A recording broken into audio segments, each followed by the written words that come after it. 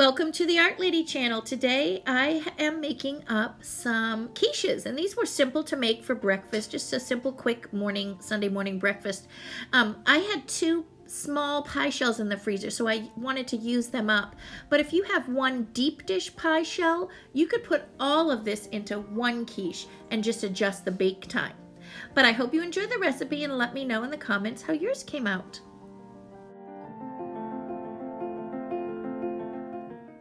I'm about to saute up 2 onions, and then I'm using about a half a package of portobello mushrooms. You can see here I have, let's see, 2, 4, 5, about 5 good-sized portobellos. And then I'm using 7 cloves of garlic, and this is gonna make 2 quiches. I bought a pie crust set. It has 2 pie shells, so I'm gonna fill it up with that. Into the pot, I'm gonna be putting some onions first. I'm going to brown those a bit with the garlic. And I did it pretty fine, the garlic. This is going to bring out some of that flavor. And I'm not going to cook these for too long. I just want to brown them up a bit. And then I'm going to throw in the portobello mushrooms. And I have the stove on about a medium.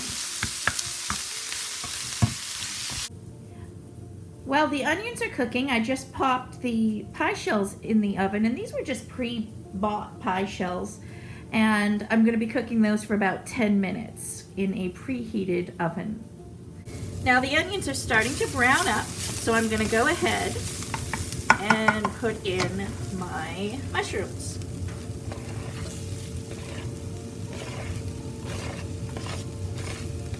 And then as soon as these soften, right now as they're cooking, I'm going to be chopping up my spinach. And I like the spinach pretty fine, so I'm going to chop up the spinach fine while these are cooking. I started out with, of course, olive oil in the pan, but we're evaporating a bit. And I want to have the onions brown up nice.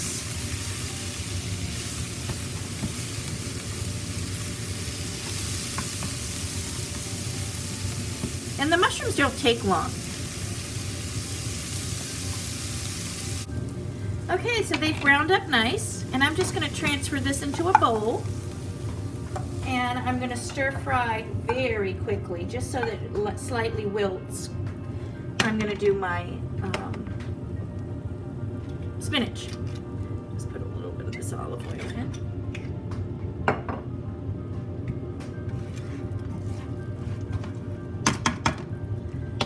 And I'm doing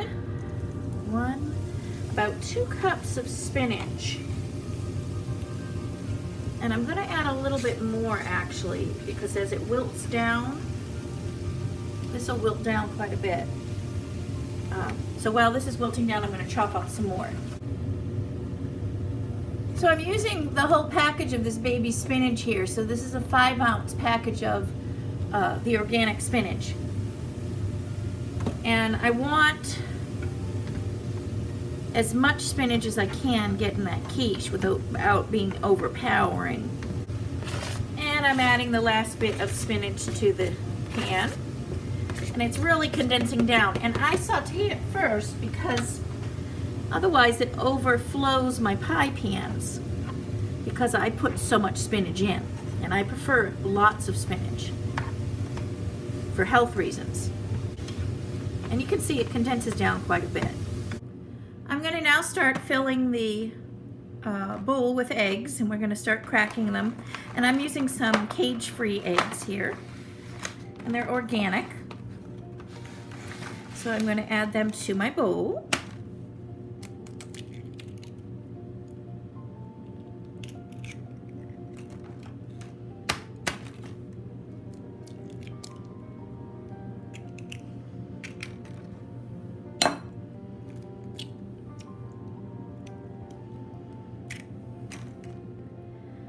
I used 9 of the eggs, and you want to estimate. You can change this amount depending on your pie shell size.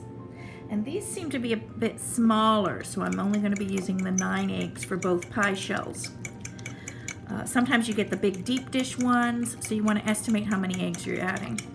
And also how much of the spinach, because if you have more spinach or less spinach than I'm putting in, you want to adjust your eggs to that because you don't want to overflow the quiche. So I'm using 9 for these pretty small pie shells. They're not the deep dish. And then I'm just adding a bit of this almond milk. Put in about 2 tablespoons of that.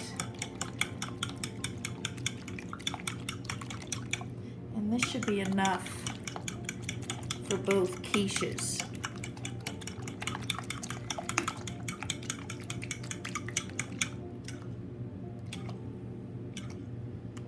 There. And you can use cream if you want, or your regular milk, that's fine. And I've cooled the spinach a little bit, so I'm going to add that now. And I've taken out the pie shells. So preparation for this was about 12 minutes so far. Okay, the pie shells just came out of the oven. And they cooked for about 10 minutes. In the last few minutes, I put it on convection bake so it browned it a little bit on the bottom. Now, when I put my quiche in, I'll know that this is fully cooked here. So they've just come out. And I'm gonna finish stirring up and adding some seasonings to this. Now, your seasonings are optional. Of course, it's your favorite way of making your own eggs. I'm adding a teaspoon of ground mustard. This brings out the cheeses. And I love sharp cheese. So we're going to be using some sharp cheese. And that mustard enhances the flavor. And then I'm using a teaspoon of dried dill. And a teaspoon of onion powder. Now, I do not cook with salt. So if you want to add salt, salt to taste. I would not add more than a half a teaspoon. Now, I'm using a block of this New York sharp cheddar cheese, which is absolutely delicious. I love this sharp cheese here. It's 8-ounce pack. Now I've chopped this up, and I'm going to sprinkle over this some dried parsley. And this is going to be what's going on the top of the quiche. And this helps separate the chunks as I cut them, otherwise they'll stick together. And this will make it easier for me to kind of sprinkle over the quiche once everything's in the pie shells. I prefer the sliced, the block cheese like this over the pre-sliced, because this is going to be much more flavorful. There is going to be more flavor in this block cheese than if you bought them by the slice. And this is what I do for my lasagnas too. I always buy the chunk, or the deli, have the deli slice it. I think that once they slice those cheeses in those pre-done packages, the flavor's all coming out of that cheese. It's just my opinion. So I'm placing parsley and making it so that I can sprinkle it nicely over that quiche, breaking it up small pieces.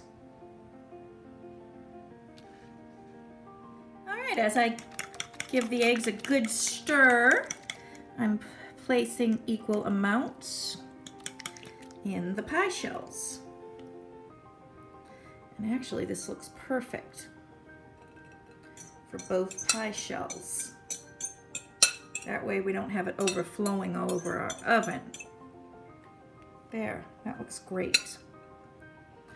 And now I'm going to sprinkle the cheese on top. Like so. It already looks delicious. And this cheese has, salt in it. So that's why I don't salt too much. Only to taste if people need it afterwards, but I don't do the salt. Okay. And the last one.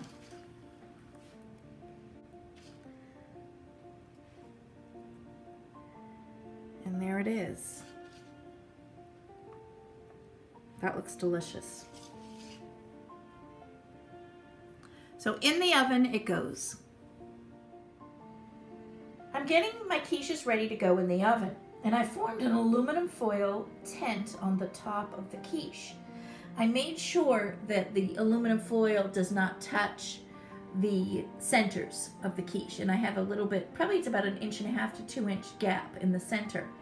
That way it forms an air pocket so that as the quiche rises, it doesn't touch the aluminum foil and stick. So I'm going to place this in the oven after I seal up this last edge. I place the quiche in the oven and reduce the heat down to 350 degrees. I'm going to leave the quiche in the oven for about 30 minutes and then check it. I left the convection bake oven on. Now, if you don't have a convection oven, you may need to increase the cook time. It's best to take it out after 30 minutes and check the center. And the last cooking times will be without the aluminum foil, just so that the center's brown. I am covering just the edges of my crust and placing it back in the oven. And you want to cook it till golden brown and make sure that when you touch the center, it springs back. And I always do like a knife test or a fork test in the very, very middle of one, just to make sure that it's done, because I personally do not like the raw eggs. So I cooked it after I took off the larger paper aluminum foil. I cooked it with the wrap on here on my edges for another 20 minutes. And then I got a beautiful, nice golden brown here. So I'm going to let it cool for a minute or so more, and then I will cut them up and serve them hot. But bon appetit, and I hope you enjoy your quiche.